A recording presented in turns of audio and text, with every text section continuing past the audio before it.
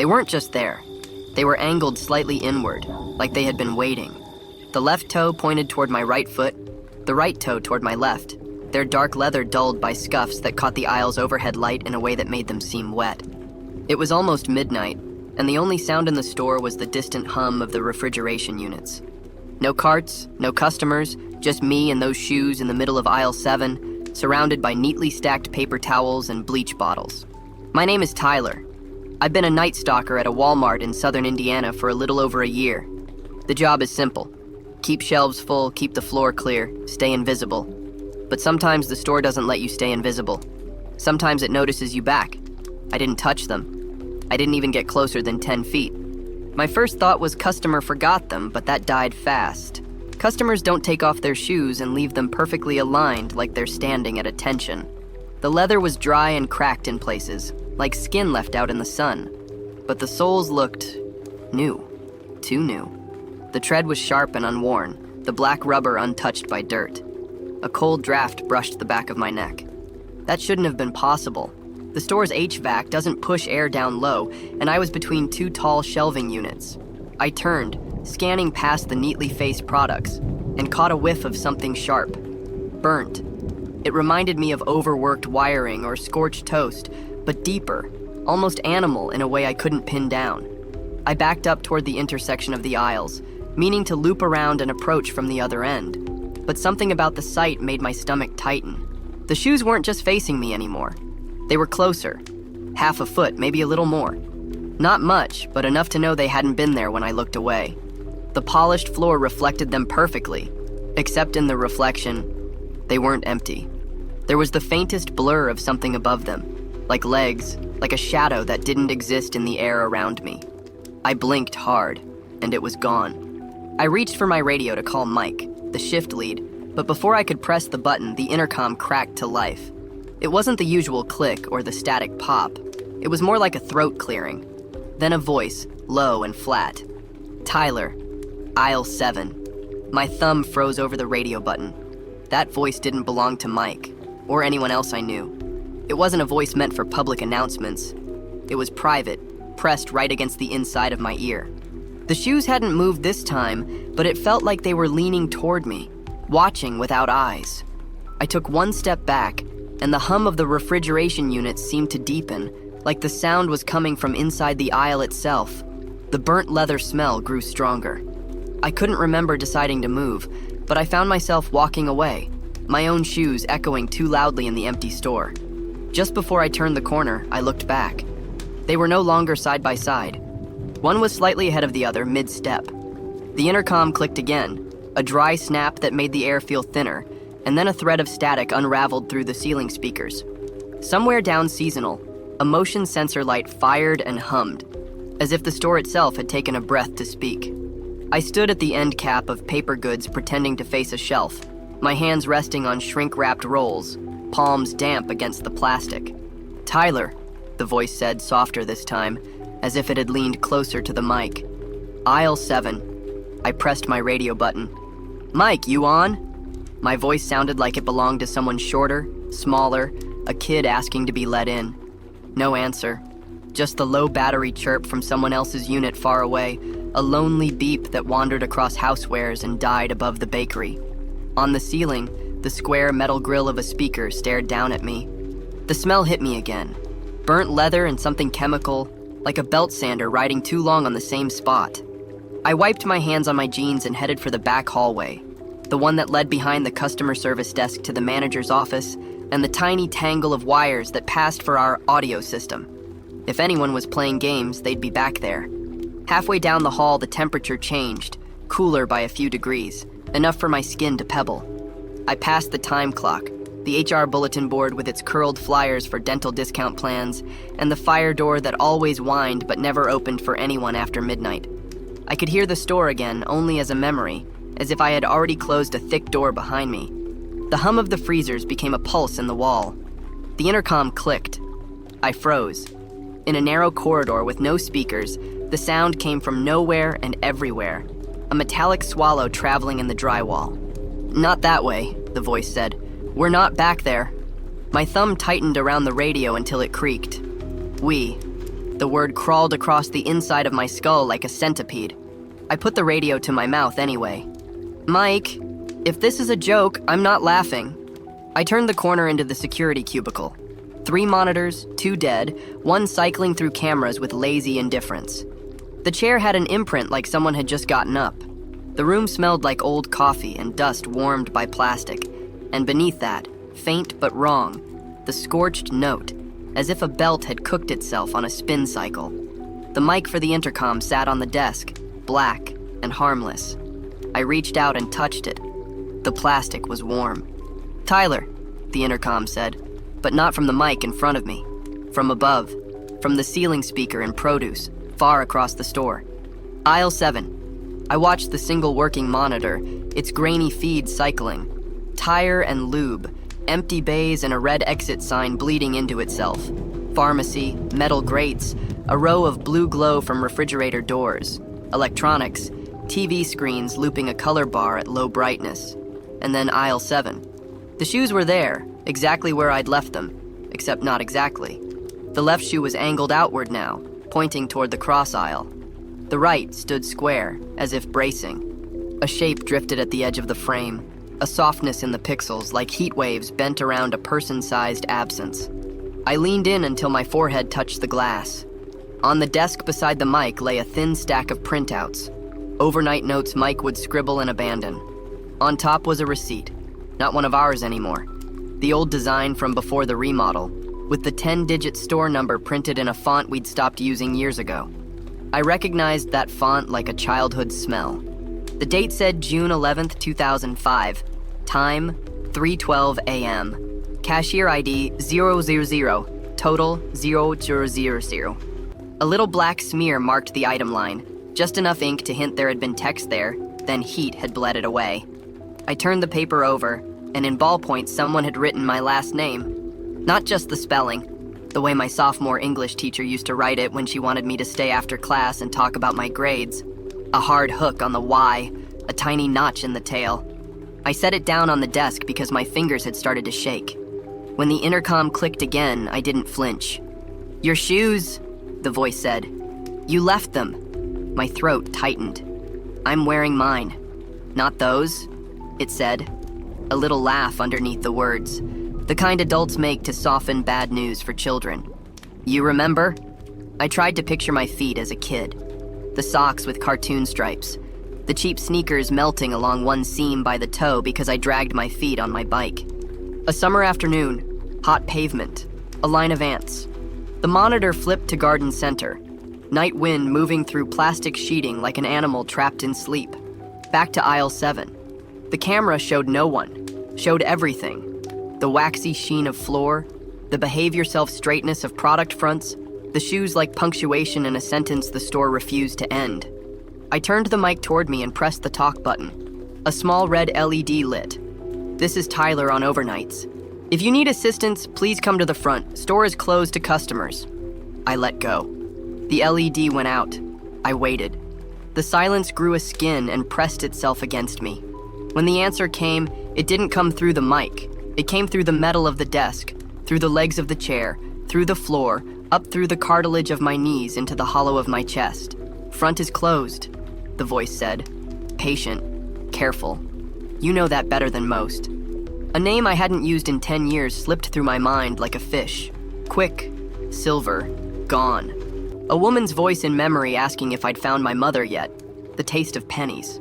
I shoved the chair back so hard it bumped the file cabinet and made a hollow clang that sounded like the word empty dropped down a well. I left the security room and stepped into the hallway feeling like I was walking into a freezer. The fluorescents buzzed with that heart attack insect rhythm they have right before they go. In the break room, the vending machine light gave the tables a sick aquarium glow. On the corkboard, someone had pinned a Polaroid. Mike and 2 other guys, Christmas sweaters, fake antlers.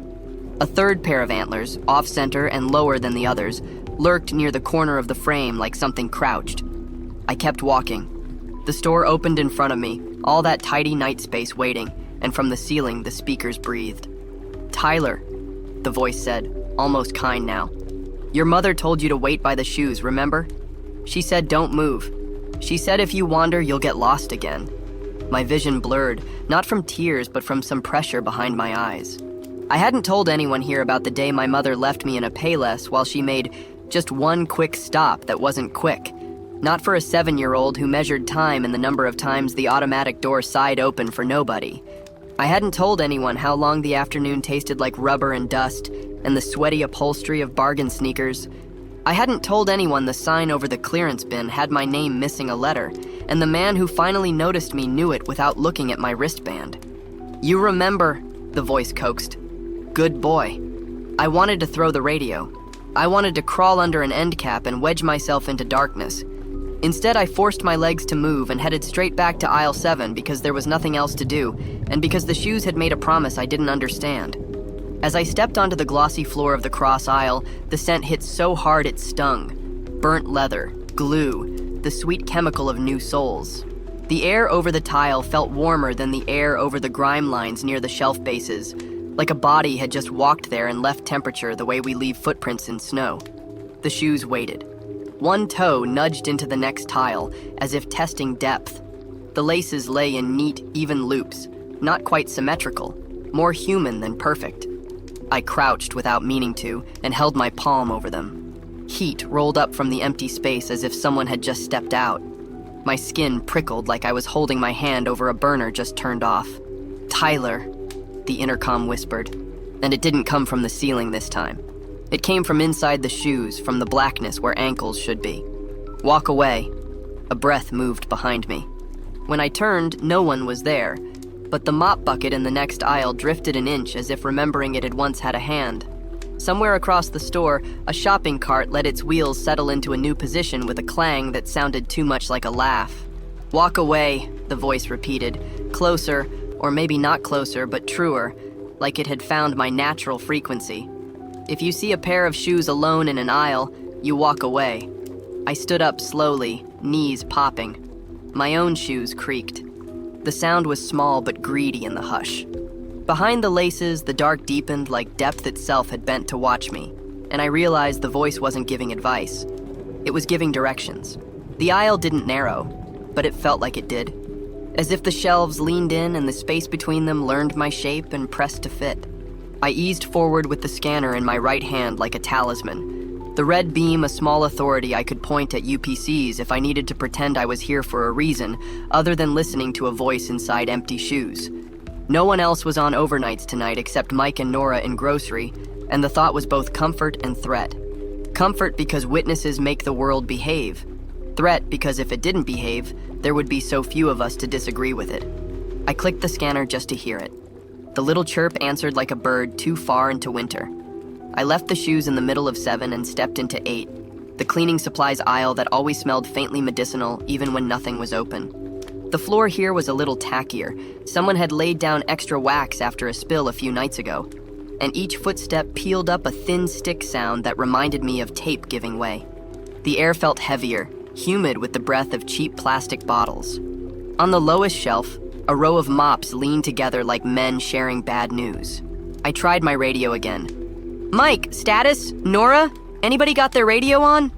Static as soft as a wool sweater rubbed the silence. My name didn't come back. Nobody's did. From the next aisle over, a scuff. Not a drag like a forklift's tire. Not a squeak like a cart. Something lighter. The sound you make when you set a foot down and then decide not to. I moved parallel to the shoes with a wall of bleach separating us. At eye level, a picture of a happy cartoon drop beamed at me from a label with teeth too white for the night. I placed my palm against the shelf. The metal was cool, the way coins are cool even in your pocket. The cooling felt wrong, like the aisle itself had a circulatory system that rerouted blood away from where I touched. A shadow moved on the opposite shelf, near the seam where 2 steel uprights met. It was the size of a hand, but it stretched the wrong way, longer up the metal than across it, and it moved without moving anything that could cast it. I blinked until spots formed and the shape was gone. The store hummed as if it were thinking over what I'd seen. When I reached the end cap, I leaned out just enough to see the place where aisle 7 opened into the cross aisle. The shoes had not moved, the laces hadn't tightened or loosened. But the light around them had shifted, brighter above the toe, dimmer near the heel, like someone taller than me had stepped between them and the fluorescent bar. looked down, and then stepped away. "You didn't wait," the voice said. Not in the speakers, not in the shoes this time. It came from the whisper gap under the lowest shelf, the dark gutter where lost pennies, dust bunnies, and mummified fruit snacks rolled to die. "You wandered." "I'm at work," I said, because explanations are shields. "I'm on the clock." "You were on the clock then," it said, patient and edged at the same time. Her clock. An itch lifted along my arms. The air within the aisle cooled by degrees like someone unscrewed the temperature with care. I rubbed the back of my neck and found sweat chilled on my fingers. The smell came again, stronger, more precise now. Not just burnt leather, but adhesive heated past safe, the bittersweet fume of contact cement. It pulled memory like dental floss through a sore tooth. Payless glue guns behind a counter, a bored teen fixing a sole, my face level with a rack of boy-sized dress shoes, the way the carpet smelled like quiet feet. Something flickered in the corner of my vision and I turned, too quick. My body remembered being smaller and saw the shape of a person pass the far mouth of the aisle. Not a figure exactly, an edit. The fluorescent light didn't go around it. It cut there for a second. A single frame of film reversed, matte against brightness. The feeling that followed was thick and instinctive. You're being followed by the space that's missing. I stepped forward.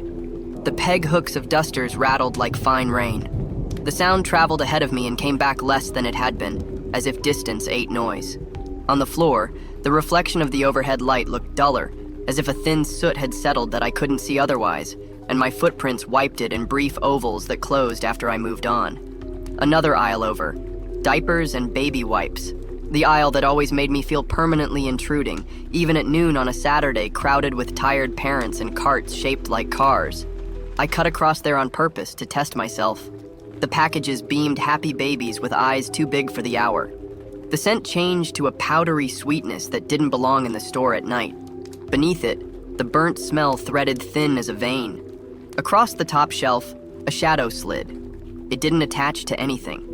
It didn't care to. It paused over a row of formula, and the blank space inside it felt obliged to look back at me. I kept my hands visible, the way you do with stray dogs. The scanner dangled on its strap and tapped my thigh like a heartbeat out of time. "You're not the one who left me," I said. To the shadow, to the store, to the memory that was chewing with the slow patience of a cow. "I know what this is." "Yes," the voice agreed from the shelving seam. "You know, and you forget, and you know again. The shoes remember you even when you don't remember them. My name, the way my mother said it when she was late, folded in worry, ironed flat with hurry." The voice didn't use it now, and that made me more afraid, not less, as if withholding a name was a way to practice possession. I moved back toward 7, feeling like I was walking into the mouth of something that faked shelves for teeth. The floor grew slicker, or my shoes did. The air seemed to thin, like whatever lived between aisles was drinking it. At the end cap, I kept my body in 8 and leaned out just my head, as if offering something small to the space. The shoes waited. In the reflection beneath them, the blur that had looked like legs earlier returned, more defined now. A knee, a shin, the faint suggestion of a seam, not visible above the floor, visible inside it. My radio hissed. Lur. A syllable like a fishbone. Tyler. Nora's voice bruised by static. "You picking up any smell?" I grabbed the radio like a lifeline I'd forgotten I had. "Yeah," I said. "Like belt rubber and glue. You get it too?" "Thought it was the deli case burning up," she said. "Temp's fine. Mike's out by garden and the exit alarms tripped for a second, then quit. You good?" I looked at the shoes and knew how easy it would be to say I'm good. People prefer a world where that answer fits. "Stay where you are," I said, and it came out more stern than I meant. A father voice I do not own. "If you see a pair of shoes alone in an aisle, walk away." A soft laugh leaked up from the floorboards, as if something was delighted I'd learned my line. "Copy?" Nora said. Her voice thinned at the edge. "What shoes?" "Nothing," I said too fast. "Just stay with Mike." Silence then. "Okay." I cut the radio and felt wrong about it. But the sound of my own breath was a brittle comfort I didn't want to share. I took 3 steps into 7. The light buzzed and steadied.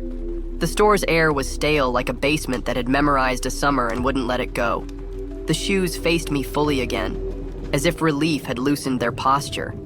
I imagined the muscles of invisible calves trembling. I circled them at a distance, never letting my back face more than one open aisle at once. From each side, they were the same and not. Scuffs in new places when I changed angle, like the scars moved, or my memory did.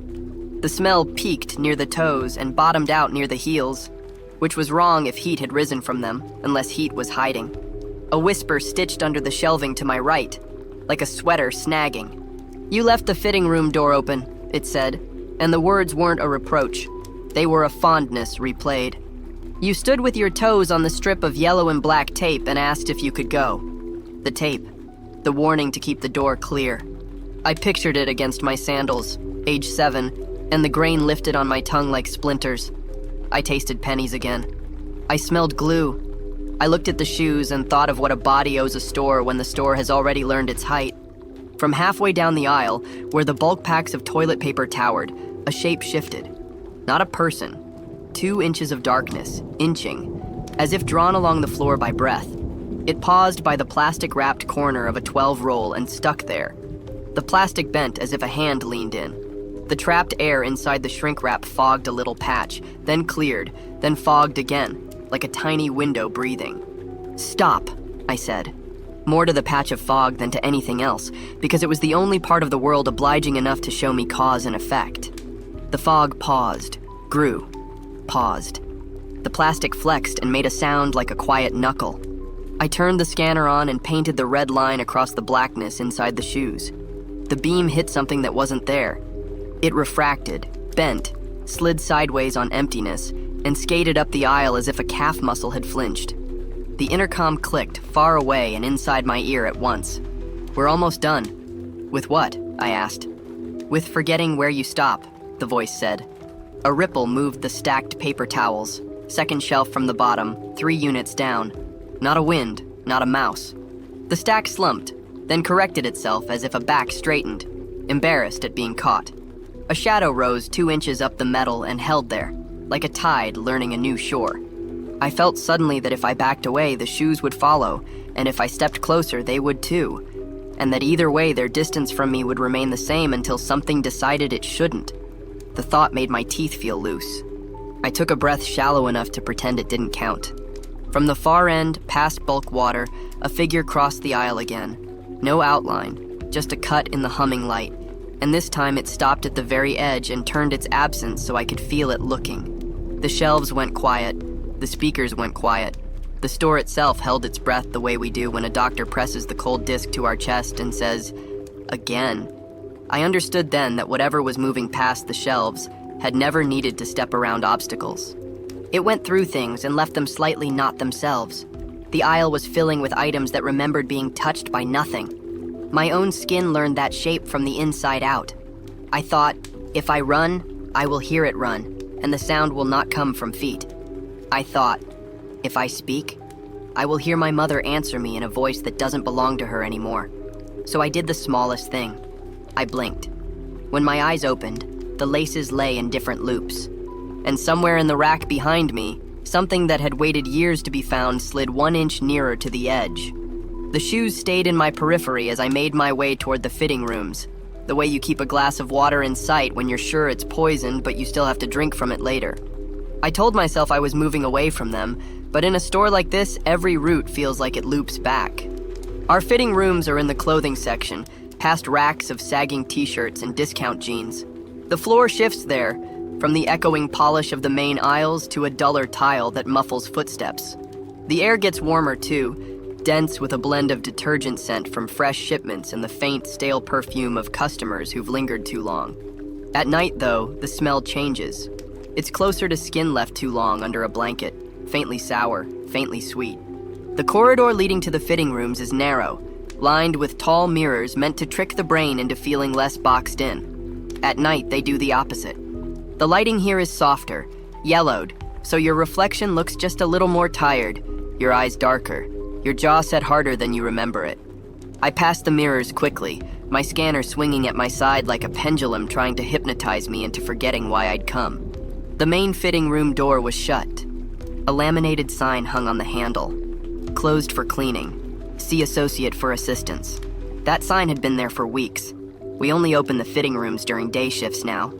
But when I pressed my ear to the door, I heard the muffled sound of cloth brushing against something. Slow, deliberate, not the random shuffle of air vents. The lock turned without resistance. The smell hit me first. Burnt leather, but richer now, with a hint of something sharper, almost metallic, like old coins kept too warm. I stepped inside. The fluorescent bar overhead buzzed faintly, washing the row of cubicles in pale light. Each door stood open except one, 3 stalls down. Its door was shut tight, the faint shadow of something blocking the gap at the bottom. Not feet, no shape, no definition, just a denser darkness where there should have been light spilling through. I swallowed and called out, "Fitting rooms are closed, you're gonna have to come out." My voice felt too loud in the small space. No answer. Just a soft, steady rhythm of sound from inside, cloth against cloth, like someone smoothing a shirt over their knees over and over. I took 2 steps forward. The mirror at the end of the corridor caught my movement and threw it back at me, but my reflection wasn't quite in sync. My head tilted a fraction slower in the glass, my hand on the scanner lagging a heartbeat behind. I reached the closed stall and knocked. "You can't be in there." The cloth sound stopped. The silence that followed wasn't empty. It was alert, listening. I felt it lean toward me without moving an inch.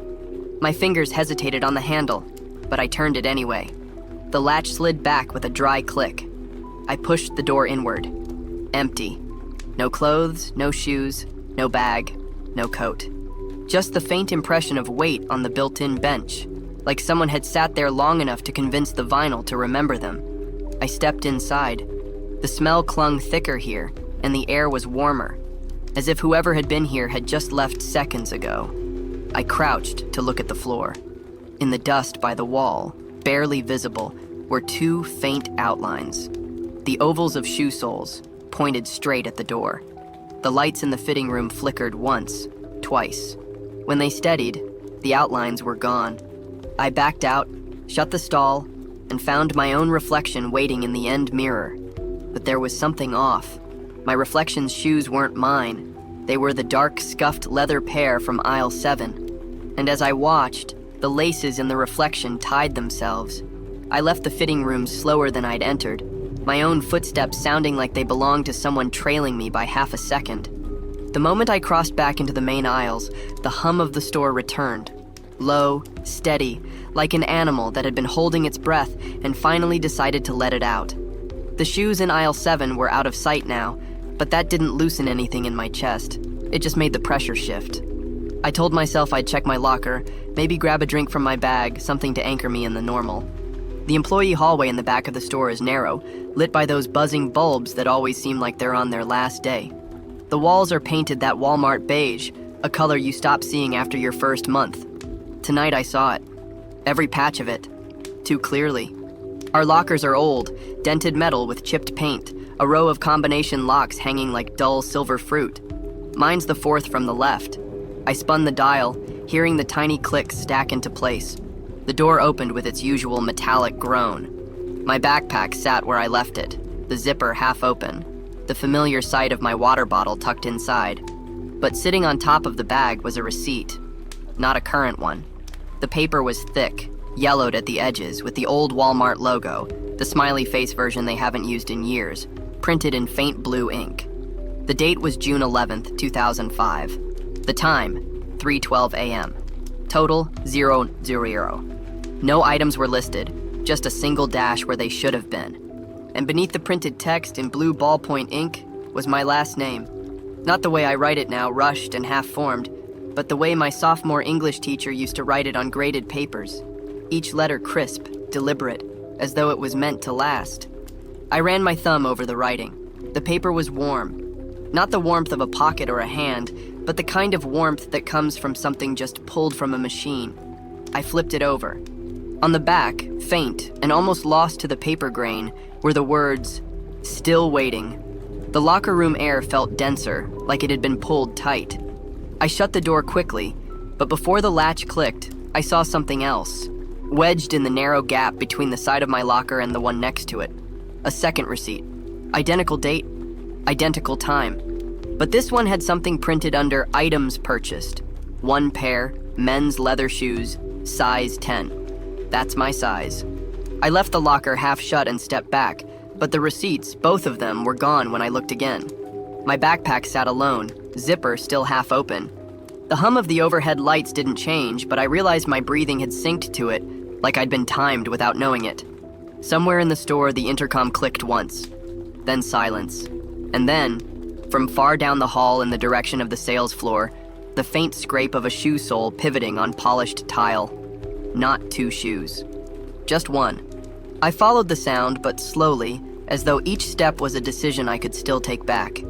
The employee hallway opened into the rear of the store near the stock cages, where the light is always harsher. White and flat, no shadows except the ones you bring with you. Tonight, though, there was another change. The light didn't quite reach the far end. Fluorescents tend to die with a warning, flickers, hums, maybe a pinkish tinge before the final dark. These weren't dying. They were dimming, smoothly, deliberately, as though the store had decided the front half of the night shift didn't need to see clearly. I stepped onto the sales floor, and the transition was immediate. Bright light, then muted gray as the fixtures ahead went soft in sequence. It started near electronics, then home goods, each row of tubes losing brightness in a wave that rolled toward me. The air temperature dropped with each dimming, as if the dark carried its own climate. The last fully lit section was grocery. Nora's voice crackled in my radio. Quiet, but quick. Lights are doing something weird. You see that? Yeah, I said. Stay put. The next row went dim, and the one after. I could hear it now, not just see it. The shift in the electric hum as the load changed, like the store was exhaling into a deeper register. A sudden bright flash drew my eyes to the left. Sporting goods, for a fraction of a second, lit up like midday. In that instant, between 2 racks of camping chairs, I saw them, the shoes, alone again, perfectly aligned.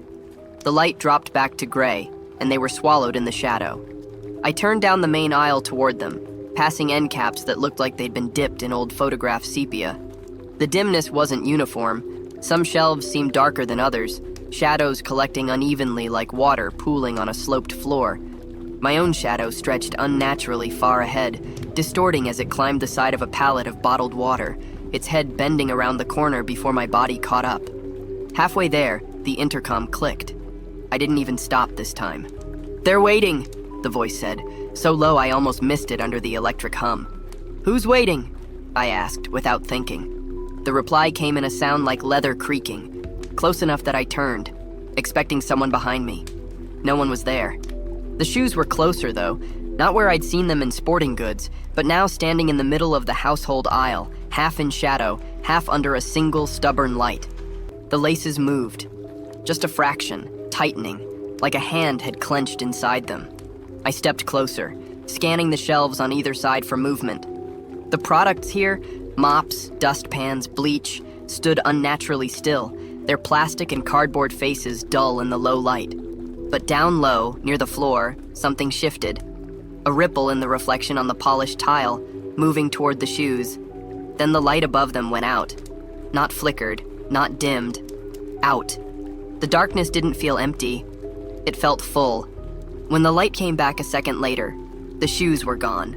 From somewhere farther up the aisle came the sound of footsteps, deliberate and slow, matching the rhythm of my pulse. And with each step, another light ahead went dark. The footsteps drew me toward the back wall of grocery, where the tall freezer units stand like glass coffins under buzzing light. Their hum was steady, but underneath it there was a rhythm. Slow, uneven, like someone dragging their feet just enough to let the soles whisper across tile. It came from behind the freezers. That area is a narrow service corridor no customer should ever see, used for maintenance or when a case needs to be swapped out. The entrance is a metal door near the ice cream section, always kept closed.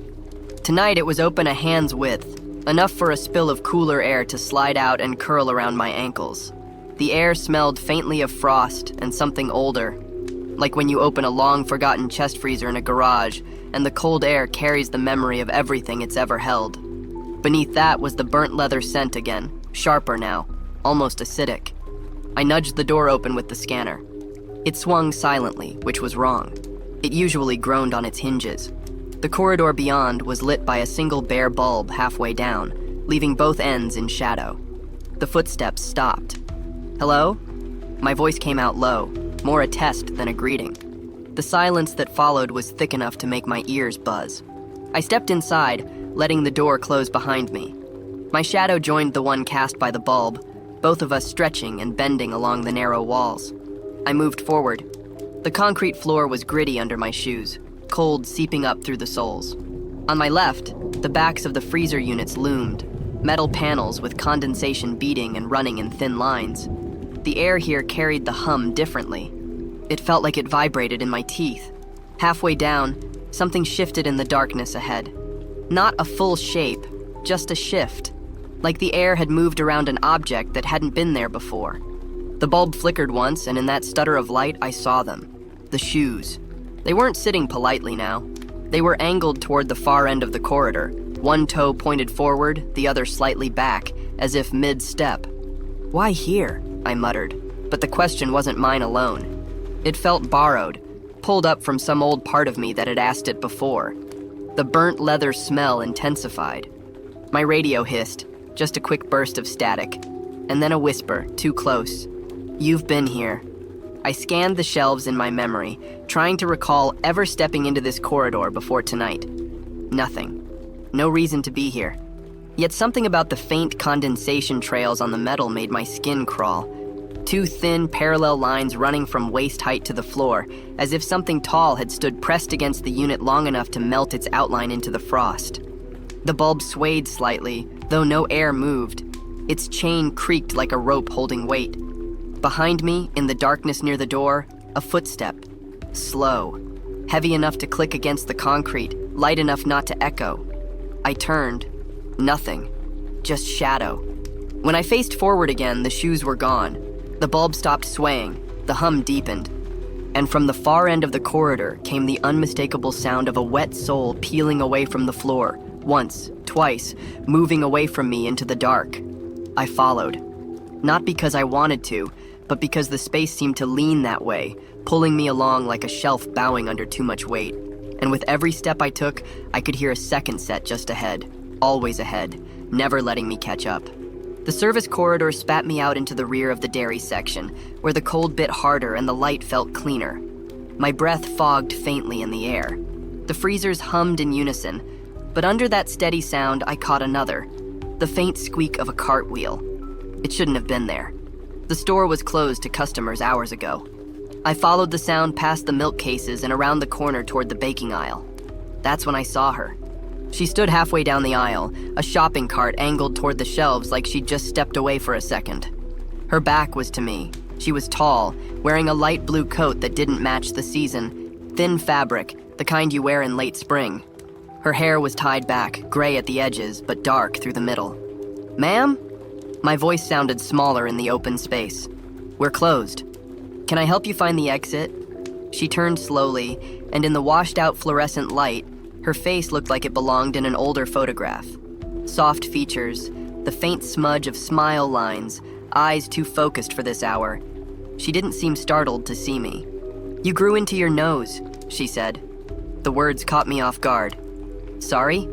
You were worried about it once. Said it was too big for your face." She smiled faintly.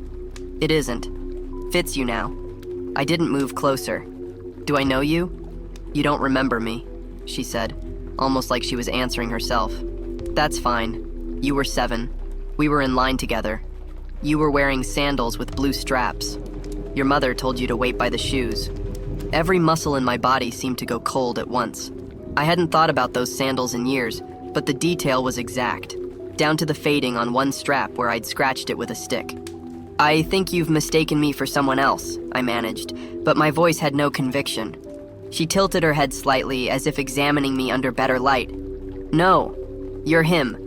The boy who wouldn't stop staring at the clearance rack because the soles looked like they were breathing." I didn't know what to say. My heart was beating hard enough I could hear it in my ears. "Do you still dream about that day?" she asked softly. "Do you remember what came before your mother returned?" A chill passed down my spine, not from the freezer air. I shook my head. "Ma'am, you need to..." But she was already walking past me. her cartwheel silent now on the tile. I turned to watch her go, but when she reached the end of the aisle, she didn't turn left or right. She was simply gone. The aisle stood empty. I walked toward where she'd been, my shoes making the faint squeak the cart should have made. There was nothing in the spot except a faint smell of burnt leather. When I turned back toward the middle of the aisle, the cart was there again, empty, facing me. And in the child seat, neatly placed, was a single dark leather shoe, my size. I didn't touch the shoe in the cart, didn't even get close. The leather looked darker than it had in aisle 7, almost wet in the low light, and the laces lay in a way that made it seem like they'd just been pulled tight by invisible fingers. I left it where it sat and backed into the cross aisle, trying to orient myself. The store felt bigger now, like the walls had pulled back just enough that I couldn't gauge the distance between anything. My breath sounded too loud, and the hum of the refrigeration unit seemed to be pulling air away from me instead of circulating it. Aisle 7 was straight ahead. From here, it looked like every other aisle, rows of neatly faced product, bright light overhead. But when I took the first step toward it, I heard something I'd never heard in this store before. Breathing. Not mine. Not human exactly, but close enough to twist my stomach. It was slow, deep, and deliberate, like the inhale of someone trying to smell the air, followed by a long exhale that made the fluorescent lights hum just a little off-key. I froze halfway to the aisle entrance. The sound seemed to be coming from inside the shelving itself, as if the steel uprights had lungs. Each inhale drew in the faint smell of dust and paper packaging, and each exhale pushed out the burnt leather scent in waves. I leaned just far enough to see down the aisle. There were no shoes in the middle now, but the breathing grew louder, syncing with the flicker of the lights. Inhale on the dim, exhale on the bright. I took a single step forward. The floor under my foot felt slightly warmer, like it had been walked on seconds earlier. Another step, and the warmth shifted, traveling ahead of me like something moving just under the tile. Halfway down, the breathing changed. It quickened, still deep, but shorter between inhales, as though whatever was making the sound was excited or trying to hold something back. The shelves rattled softly. Not all at once, just here and there, a can shifting on its base, a box sliding forward an inch before settling again. The smell thickened, clinging to my clothes, the back of my throat. I could almost taste it, acrid, chemical, but with a strange sweetness that made it worse. I stopped walking. The breathing stopped with me. For a long moment, the aisle was silent, except for the faint tick of the cooling freezers behind me. Then the exhale came again, right behind my left ear. I turned sharply, heart pounding, but there was no one there. Just the shelves, perfectly still. When I looked forward again, the shoes were back, 10 feet ahead. The breathing deepened, and I realized it wasn't coming from the shelves anymore. It was coming from inside the shoes. I didn't move toward them this time. I stepped sideways out of aisle 7, cutting across toward Seasonal, keeping the shoes in the edge of my vision like they were a skittish animal that might follow if I turned my back. Seasonal Goods was dimmer than it should have been. The overheads were on, but the light felt colder, more brittle, as if it was reflecting off something I couldn't see. Rows of patio chairs sat in rigid lines, Christmas decorations stacked out of season, and a display of mirrors leaned against the far wall. We don't sell mirrors that big here, not without ordering them. This one was taller than me, with a thick wooden frame that looked like it had been sanded down to bare grain. It leaned against the wall at a slight angle, just enough that it caught the whole aisle in its glass. I walked toward it, telling myself I just wanted to check if someone had dumped it here from another department. But when I looked into it, the reflection didn't match what was behind me. The shelves in the glass were older, taller, made of darker metal, packed with products I didn't recognize. The fluorescent lights were dimmer in there, and their hum was louder. In the reflection, aisle 7 was visible over my shoulder, but there were no shoes. Instead, in that other version of the store, a figure stood in the aisle. It was facing away from me, tall, shoulders hunched slightly forward. Its legs were long enough that the knees seemed too high, like the proportions had been stretched. I turned to look over my shoulder in the real store. Nothing. Aisle 7 was empty except for the faint shimmer of the floor. When I faced the mirror again, the figure had turned. Its head tilted to one side, slow and curious, but its face, if it had one, was hidden in shadow. The rest of the store behind it seemed to lean toward it, like the shelves were bending just enough to follow. I took a step back. The figure in the mirror didn't move, but I noticed something else. Down by its feet, barely visible in the grainy light, was a pair of shoes. Dark leather, scuffed, the laces loose. I crouched, keeping my eyes on the glass. In the reflection, the shoes twitched. Just a little, like something inside them had flexed. A noise came from behind me then, in the real seasonal aisle. The faint sound of leather creaking. I turned. No one was there. When I looked back at the mirror, the figure was gone. But the shoes were not. They were pressed against the inside of the glass, toes to the surface, as if they were trying to step through. I backed away from the mirror, keeping my eyes on the glass until the reflection was too small to read. The urge to turn my back was strong, because turning your back on something feels like denying it exists. But I didn't trust that the shoes wouldn't follow. The seasonal section opened back into the main cross aisle. Bright light here for now. I took 3 steps toward housewares, telling myself I was just going to circle around and put space between us. That's when the sound came. Light, deliberate, a leather sole shifting on polished tile. I froze. It came again. Not from behind me. Ahead.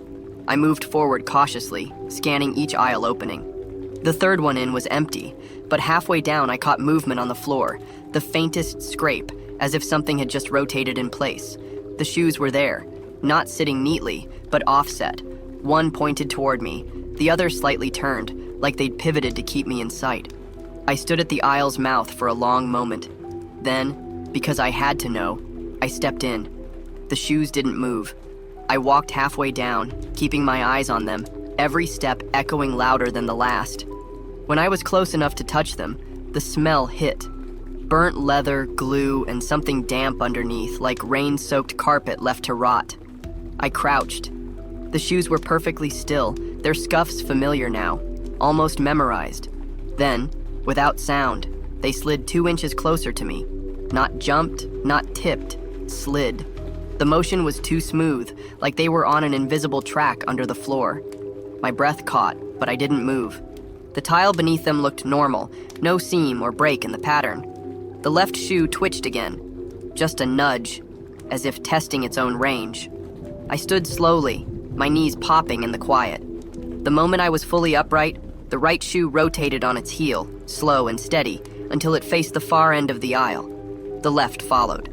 Then together, they began to walk. It wasn't fast, 1 step every 2 seconds, the soles making that soft, almost wet peel from the tile. But it was steady. I followed.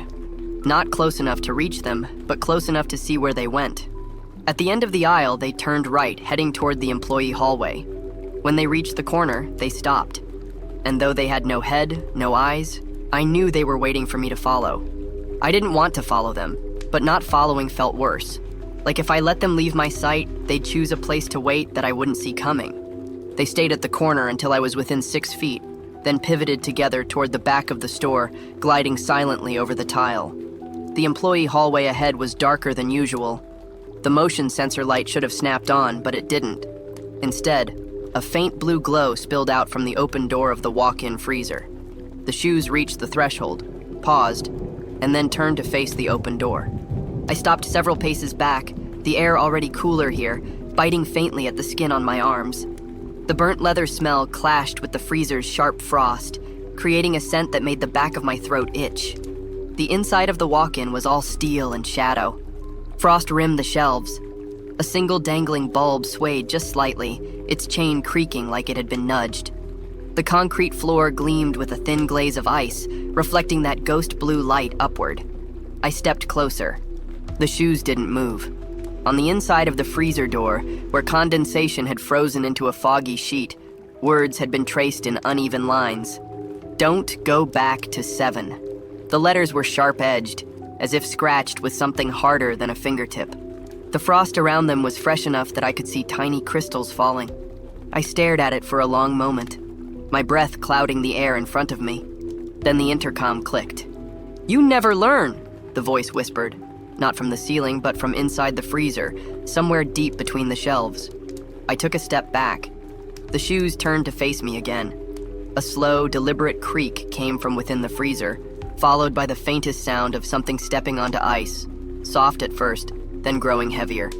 The bulb inside swayed harder, and for a moment, its light caught something tall at the far end of the walk-in. Long legs, unmoving. A shape that seemed more absence than form. The shoes slid an inch toward me, away from the freezer, as if urging me to step back. The voice spoke again, quieter now, but somehow closer. "You're already in the cold part." The door began to swing shut. I grabbed the freezer door before it could close, my fingers sticking briefly to the cold metal.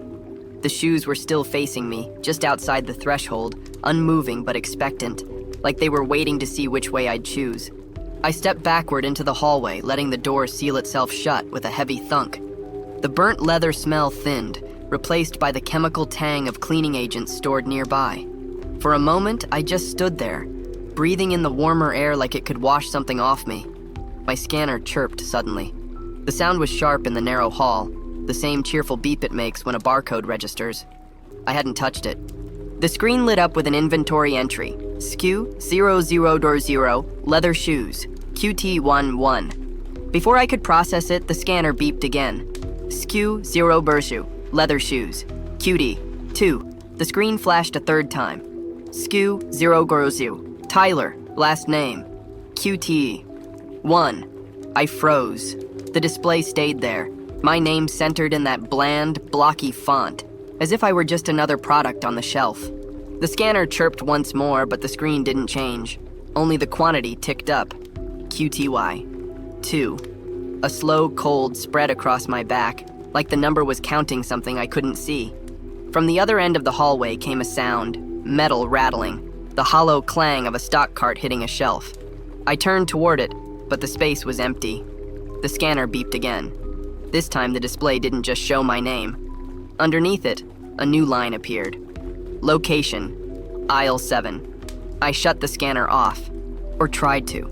The screen stayed lit, the numbers holding steady. Somewhere behind me in the direction of the freezer, the intercom clicked. 2, the voice said softly. Now 3. I didn't turn around. I didn't need to. The sound of a shoe sole peeling off tile came from just behind my right foot. Then another matching step, perfectly in sync with my breathing. The scanner beeped again. QT4.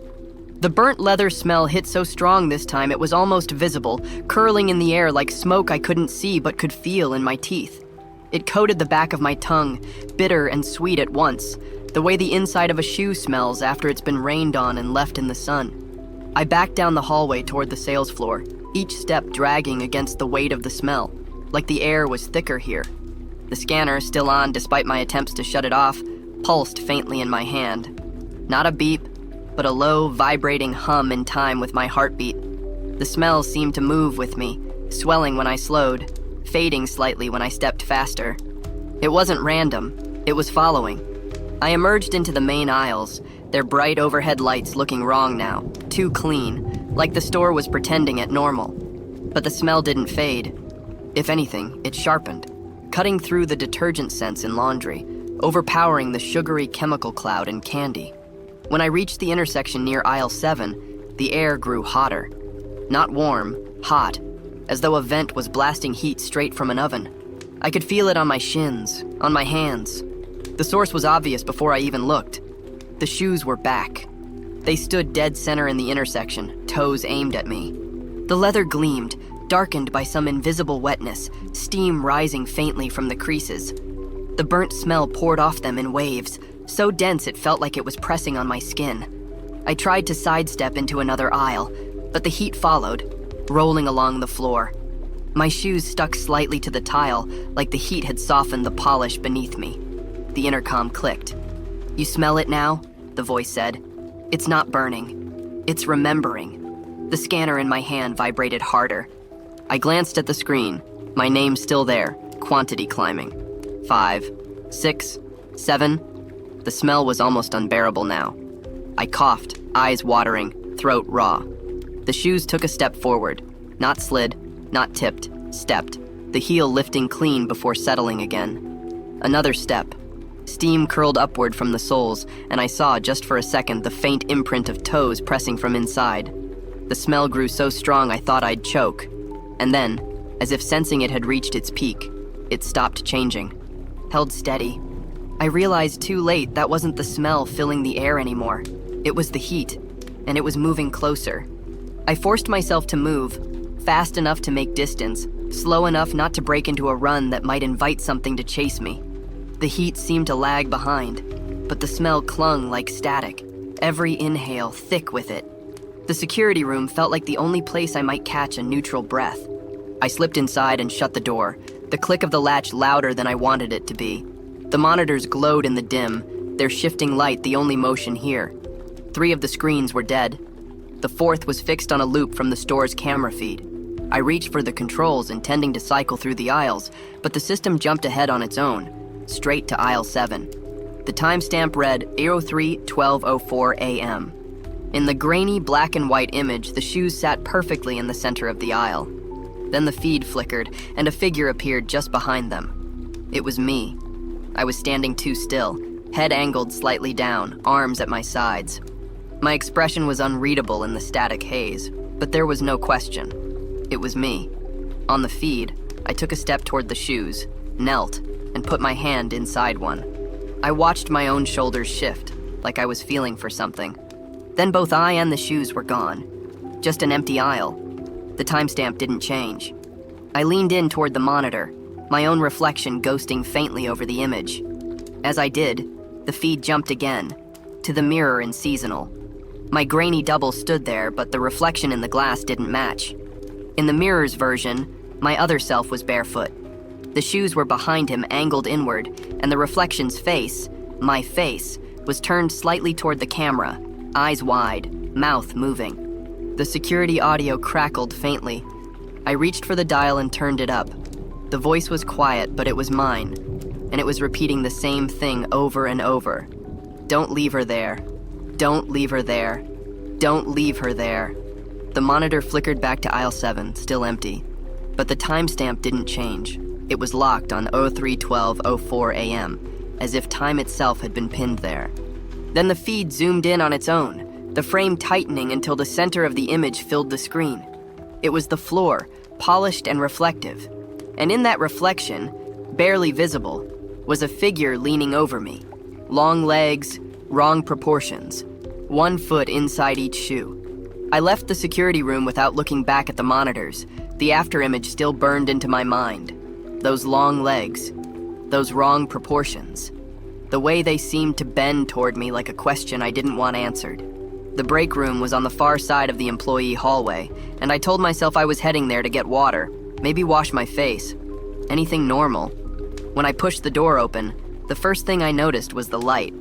It wasn't the usual flat fluorescent. This was warmer, softer, like a lamp left on in someone's living room.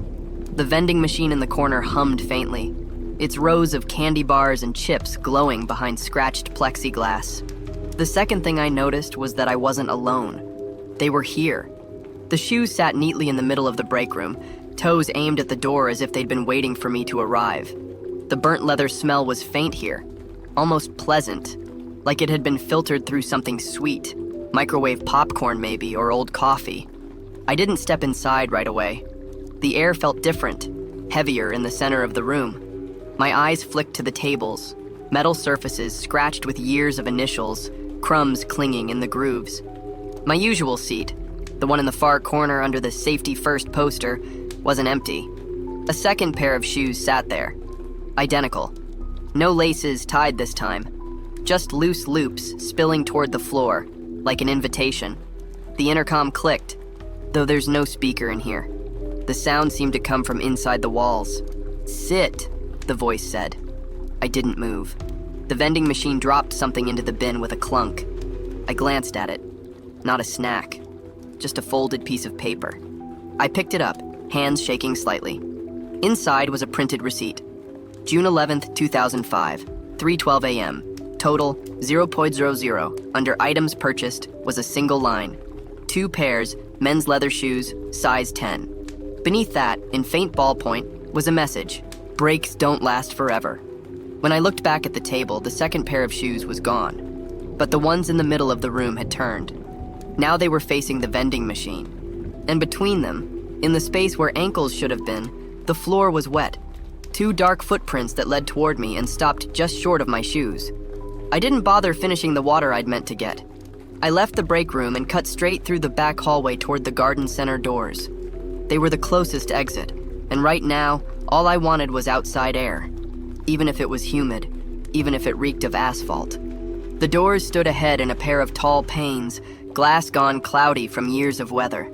Beyond them was the empty parking lot, washed pale under the sodium lamps. I pushed the bar.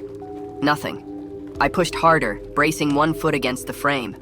The door didn't even rattle. It was as if the hinges had fused into the wall. Fine. I headed for the front entrance. The walk there felt longer than usual. The store's lights seemed to tilt overhead, making the aisles look stretched. The burnt leather smell was gone now, replaced by the sharper, dry metal scent of electronics warming under display lights. When I reached the front doors, I grabbed the vertical handle and pulled. Same result. Solid. I tried the opposite side. Same. The little digital clock above the greeter's podium blinked once, and for a second all the lights in the vestibule dimmed. When they came back, I wasn't looking out at the parking lot anymore. Through the glass, I saw the seasonal section, my seasonal section, but darker, like the store had been emptied of everyone but the shadows between the shelves. I stepped back, heart pounding. The glass cleared again, revealing the lot. A soft click came from the greeter's podium. The intercom mic there had turned itself on, the little red LED glowing faintly. "You're not leaving yet," the voice said. I turned toward customer service. That's when I saw them. The shoes were standing just inside the automatic doors, the ones that wouldn't open. Steam curled faintly from the leather. They took one step toward me, and the intercom clicked off.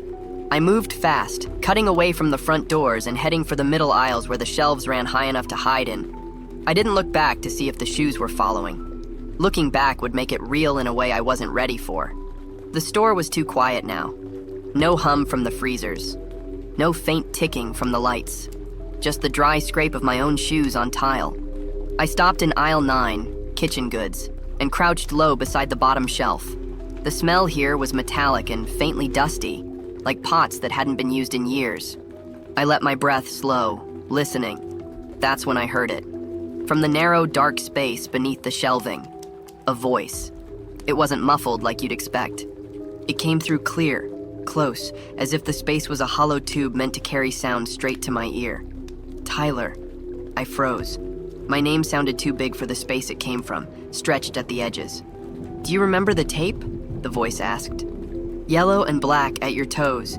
She told you to wait there." The air under the shelf shifted, carrying a faint breath of burnt leather scent. I leaned slightly to the side, just enough to look into the gap.